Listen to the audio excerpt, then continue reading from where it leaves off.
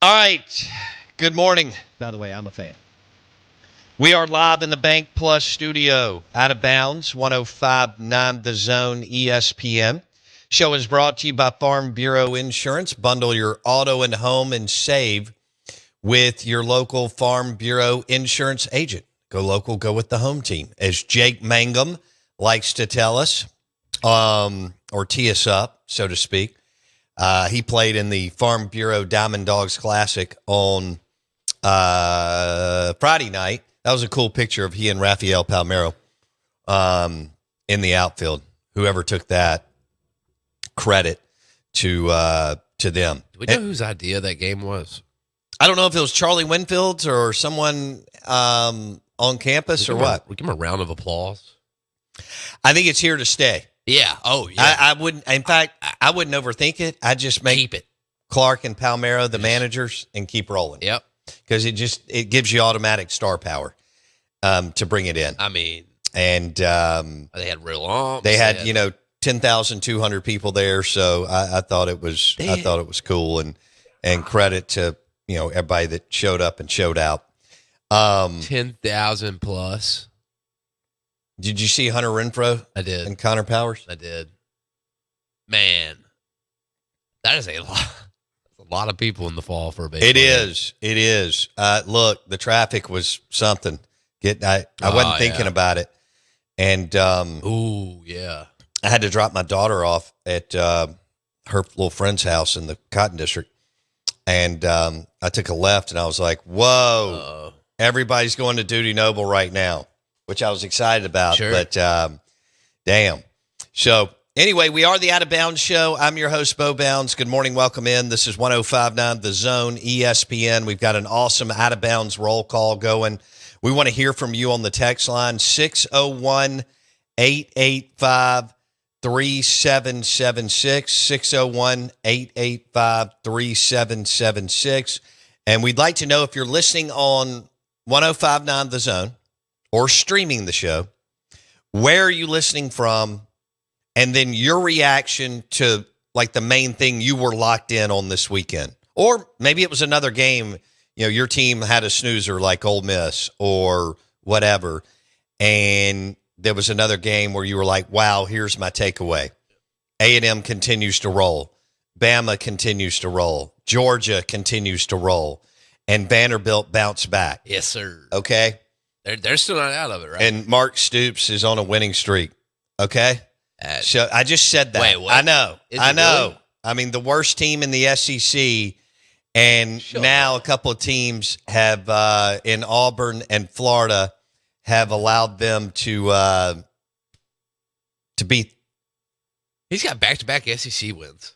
I mean, allowed Mark Stoops to win back-to-back SEC wins. That's incredible. I know. What is this? And hung 38. Mike Gundy to the SEC, baby. I No. don't think so. I mean, I think that's funny. Yeah. And at a certain time in his life, I think he would have been probably pretty damn effective and a ton of fun to cover. Yeah. He was kind of, stuck in the middle of tumbleweed, in Oklahoma, Yeah, so him, though. in Stillwater, but he was great with their media. Yeah. Yeah, he was.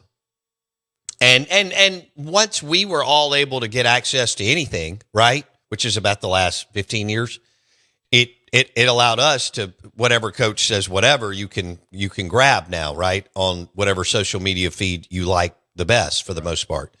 But yeah, anyway, let's get into the Mississippi State Georgia game, and then the Ole Miss game. Here's blowout. All right, so we just covered that. Yep, easy. And Southern Miss with an unbelievable win on the road at Arkansas State. Could have kind of walked into a bad spot, and you didn't. And you won, you won the game. And Huff may win his way out in year one. I don't wish that on Southern Miss. No. But I am glad that I'm happy for Southern Miss fans that are enjoying winning again. They got 2 more home games. Oh, they got 2 more home games? Yeah, I mean, they got 3 games total? 3 total, 2 at home. He's coming. He's going to clip now. They'll probably have one of their biggest crowds they've had in a long time coming up. Yes. Because when you've won 7 games, is it this weekend? Yeah, they got one this weekend and the one on the 29th. Okay, cool. Oh, man, they're going to be slap packed. Good for them. Was that The Rock? Yeah. Yeah. Yeah, The Rock. Heck yeah. So I would have to believe that they'll really get. I might go down there. You should. I actually may. You got family down there. We got we got access to a suite down there. Oh, look at you, big timer. Yeah, they got my buddy's last name's on the top of it, so we better be able to get into it. Oh, yeah. Okay. We ought to be. I could always put you in Jonesy Q's suite. Yeah. Yeah. I mean, yeah, he's down there too. Yeah. I mean, look, that place will be. I mean, I'd like to know the last time, like, what a comparable size crowd would be. Like, what was their last big game like that? I need to go back. I don't know. I'll have to go back and look. I don't know what do they hold? 33,000? Is that it? Something like that. Somewhere in there. Yeah. I mean, that's plenty. That's plenty. Yeah. I like their. I mean, it's Bo, a fold-in deal. Yeah. Bo, did you see the Dave Portnoy video of him praising the baseball stadium from the suites? Yeah, I saw that. Praised everything. Yeah. I saw. I may not have followed all of it, but I saw a lot of it throughout the weekend. I was at the game. Yeah, somebody asked me, was that? Yeah, I was there. I was in Starkville, got there Friday afternoon, and it worked out, I don't remember what we had Friday night, but Saturday, you had to get, that was an early turnaround, even for being there. Yeah. Hang on just a second. Get out. It was really early. That place holds 36,000 now. That's what I'm talking about. Heck yeah, I had me 3 more as of 07. So it's 36,000. That place is gonna be slammed. All right, well, good. I hope Southern Miss packs the rock. Who are they playing? Oh, that game they got Texas Southern this weekend, and then they Texas State or Texas Southern? State. Sorry, yeah, Texas State. So then they travel to South Alabama. That could be a little testy, and then they host Troy. All right, so let me get into the Georgia Mississippi State game, and then we'll work back from there. It looked like early you were going to be able to play with them all day. You took the football, and I wasn't expecting this. You took the football and you drove it right down their throats and scored a touchdown. Yeah, and you did everything that you wanted on that drive, including running the football on the right side of the line of scrimmage, which was, you were gashing them. And Fluff's not healthy. Booth had ripped off some good runs. They only give up like 90-something yards a game. You ripped off 47 on the ground, somewhere in there, in the first drive. So that looked good. Then you got to stop. Georgia adjusted pretty quick, not surprising. Kirby Smart, Brent Venables, and Kwiatkowski at Texas, the best defensive coordinators the last 25 years in college football. Although we got some others that are in that second group that are really good, like DJ Durkin and Pete Golding. And then all of a sudden, Georgia adjusted on defense, and you did not adjust on offense. And then as the game rolled on into the second quarter, there's back and forth. You're still in the game. You're driving down. Y'all were there, or you were watching on TV. You got a 4th and 5. You got a really good field goal kicker. Man. You have a chance to go. You're down 17-7. And you have a chance to make it 17-10. You feel confident that he can make that kick. Barry's a talented kid. Yeah. And you go for it, and you actually call a play where it's not guaranteed that he makes it, even if he catches it. Because it looked like you ran a little 2 or 3 yard route. He was still going to have to boogie for another couple of yards. And so you didn't get it. And then some other things unfolded, and you eventually jumped off sides on special teams, which has been a disaster for you for the most part this year. You have a special teams coach who's never been a special teams coach for whatever reason as your special teams coach. Did I just get all that right? Yep. Okay. And then from there, you never got your feet. You're not good enough to do that. So they were asleep early, and then they kind of woke up. And then they just put the hammer down the last half of the second quarter, and then they got the ball back in the third quarter. And once they really, started doing what they wanted, Nate Frazier went for 181. You know that. He averaged 15 yards per carry. And he is a talented guy. And Gunner really could just kind of just do what he wanted. Georgia's not dominant, but they're good. They're good. They're in what our new good is in college football. Yes. As we're trying to figure out what Georgia, Ohio State, and Bama are. And it will take all of us a little while longer to rewire our brains from a 2021 type team, 2019, 2016 type teams that were winning the national title. It just is. We were used to Bama and LSU and Ohio State and Clemson and Georgia rolling out teams that were just filthy and dominant and all that. And while Georgia's good, they're far from that, but they're good in what college football is today. Yeah. And I did not realize until Pollock did his thing that Georgia was playing that many true freshmen and that many of them were good. I get that Georgia signs really good players every year. I just didn't know that group was making that big of an impact on their roster. That's crazy. So it kind of looks like they're getting a little bit bet, just a little bit when they want to play. Right. They sleepwalk a lot through game. I think Ohio State does too. They sleepwalk a lot through games. And then when whether it's on the sideline getting on their you-know-what, or they just kick it into gear, they start rolling. Right. And, Indiana, we were watching that game up in my friend's box. And, I mean, Kurt Signetti, you thought Penn State had it. Fernando and Indiana hang in there. And that pass at the end of the game, and for the guy to put his toe down, just beautiful. Absolutely beautiful. And Indiana stays undefeated. So, these teams rolling for a bye. Yeah. You thought, are they going to be on the ropes this weekend? And Indiana was on the ropes, but now they're still in line for a bye. Yeah. Georgia wasn't on the ropes. I mean, quarter and a half, the game was tight, but then they put the hammer down physically, line of scrimmage, both sides. And Nate Frazier did what he wanted, which opened up what Gunner and Bobo wanted to do. Bama, I think LSU got an interim bump and played hard. Sure. And that's been a big game for a long time. LSU and Bama. LSU still has players. They don't have as many as what I just referenced time period, but Bama did what they need to do. Yeah. So they're good. And I mentioned one other team that kept winning. So, and Oregon got out of Iowa. They did. Don't forget about that field goal as y'all were, because Ole Miss fans are watching not just what's going on in the conference. They're watching 6 to 8 teams, at least, outside of the conference, trying to see exactly what could shake out seeding-wise in a few weeks for the college football playoff. So, Oregon escaped. Barely. Indiana escaped. Bama really had game control throughout the thing because you never really thought that LSU's offense was going to get it going. And y'all saw that Frank Wilson, the interim coach, just dressed down Garrett Nussmeier. Straight up. And they put in Michael Van Buren, who you're familiar with, who played at Mississippi State last year. Let me go to Kamario. Y'all want to hear about my thoughts on Kamario. So let's reset the show. We are the Out of Bounds Show, the Golden Moon Casino text line, 601 885-3776, 601-885-3776. Somebody on the text line wants to give Derek Nix credit for taking over and Auburn looking good on offense. They did. Cool. And give Nix credit. He'll be hired in 5 seconds if he's not retained at Auburn. If you're Jeff Lebby, you need to go hire Derek Nix. Oh, my gosh. Now, does Southern Miss hire Derek Nix as their head coach? I don't know.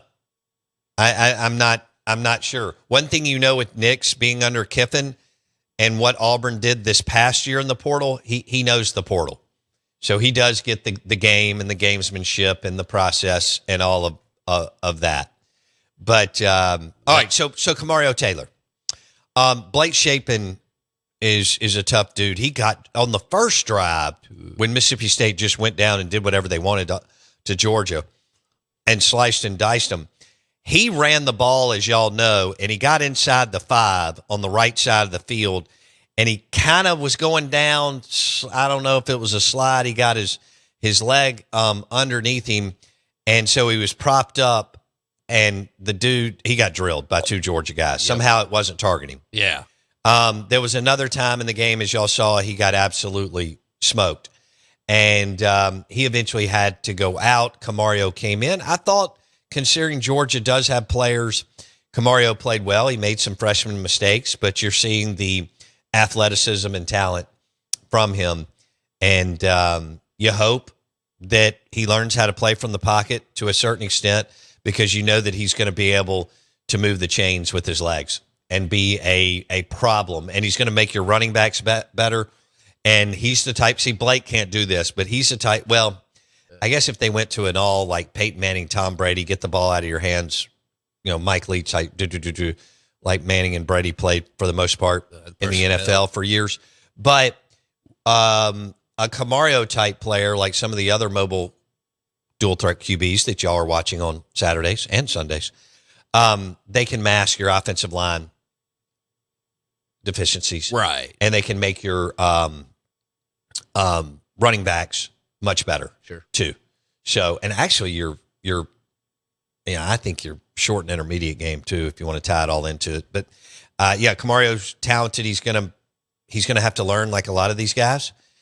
Several teams were throwing freshmen or sophomores in, and I thought all in all he played well. You didn't play as well as I thought you could have. You didn't coach as well as I thought you could have. And I think that if you're serious about winning, you have to make some changes on staff. You have to upgrade defensive coordinator. You're in the SEC. You need to act like it. You have to upgrade special teams coordinator. You're in the SEC. You need to act like it. You absolutely have to replace your defensive line coach and Corey Bell, whatever he coaches, secondary, corners, hell, who cares? And then offensively, you're okay staff-wise. Definitely not special.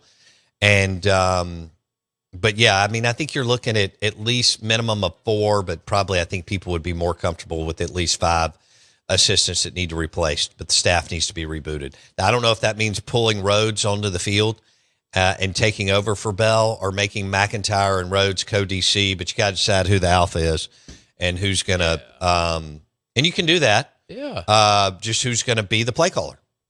I mean, is it going to be Mac or Rhodes?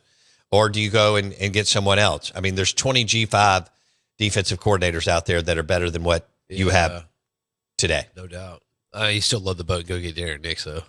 Yeah, man. That's if you could if you could get him as associate head coach and just like all around offensive assistant helper. Yeah. That would be title. Big.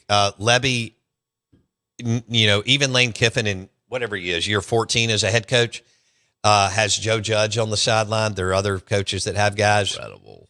You need to always be upgrading. Yeah. And Levy needs some serious help on in-game coaching. He's got a lot on him. He's still new. He only had 2 years of offensive coordinator experience when you hired him at Oklahoma. That was all Lane's offense at Ole Miss. Charlie Weiss and Jeff Levy are just, coordinator and title only. They can order beer and pizza while things are going on. And so you need a real strong, veteran, talented guy on the offense side to also help Levy with situational football decisions and game control, which is vital this day and age. No doubt about it. Man. Somebody was upset at me earlier. What? Well, I can't find it now. We've got a lot of texts coming in, but I'm okay with it. Let's see. What is this, USM? Ooh. I don't know who Southern. I mean, look, the odds, Huff may end up landing at Auburn depending on who says yes and no. Let's go.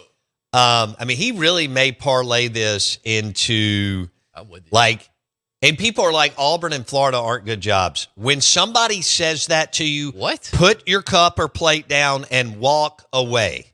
Yeah. Okay? They trip over players when they're not good. That means that those programs still attract big-time players regardless of what they're doing. They both have NFL players on their roster. They can win in 5 minutes with the right person. It's that simple. Hell, you can do it at Mississippi State with the right person in 5 minutes. But you can do it at Auburn and Florida. So fast. And maybe Levy figures it out. You hope that he does. But Auburn and Florida are good jobs. John Summerall wins in 5 minutes there. Jeff Brom wins in 5 minutes there. Lane Kiffin, Kurt Signetti, some others. Yeah. So, and there's plenty of G5 coaches that are coaching their bells off that are really, really talented, including Huff. I mean, Huff and them are coaching. Yes. Yeah, I mean, yes, they landed 58 transfer portal guys, but they are coaching because now more than ever, it's NFL coaching. When you get your team in the NFL on July 20th or July 25th, whenever you go to camp, and that's it. You have a new team every year as an NFL D-line coach, defensive coordinator, offensive coordinator, O-line coach. You got a new team every year. Yes, I know some teams carry over players, and you can get a group for a couple of years. Yeah. I get that. But you have a new team every year. But you are losing 30% of your roster for the most part every year. It is how good is your coaching in a really, really condensed time period. And that's what's happened in college football today. Over 30 days, how good is your staff? How good is your staff starting July 25th, August 1st, 2nd, 3rd, whatever, for the next 30 practices going into Labor Day? How good are you? That is the deal. Coaching has never mattered more. Do you have to have Jimmys and Joes? Of course you do. Yes. Coaching has never mattered more. Right. With the watered down college football. Yeah, look at Kurt Signetti. He's coaching. He's your kind of guy. He does a lot more than I think I do. Disciplined and accountability. Well, he is my kind of guy. He's a winner. That's right. So he and Manny Ramirez. Yeah, both of them know how to win. Clearly. Let's see. You fell in love with Manny Ramirez and Tom Brady. Yeah. In the 2000s as a kid. Simple. Okay. Told me a lot about myself going forward. Okay. I like to win. Is it what you know that thing for is a joke, right? Oh, this guy says, "Hey guys, you know that admiration thing for Derek Nix is a joke." What? Right? You do know that? No. I think Derek can coach, but more importantly, I don't claim that Derek's like a great play caller. He does a lot of other things really well. That's right. And he's been under several head coaches that are good at what they do. Like Huff. What now? Like Huff. Huff was understanding. Yeah. Learn the whole deal. Yeah. And what happened with Huff at Alabama, like Kiffin, is truly impressive. Oh, yeah. Because he had been under Franklin and Moorhead, but, man, talking about taking it to another level, he soaked it all in. And now he won at Marshall, and he's winning at Southern Miss. Good morning. Welcome in on a Meltdown Monday on the Out of Bounds Show.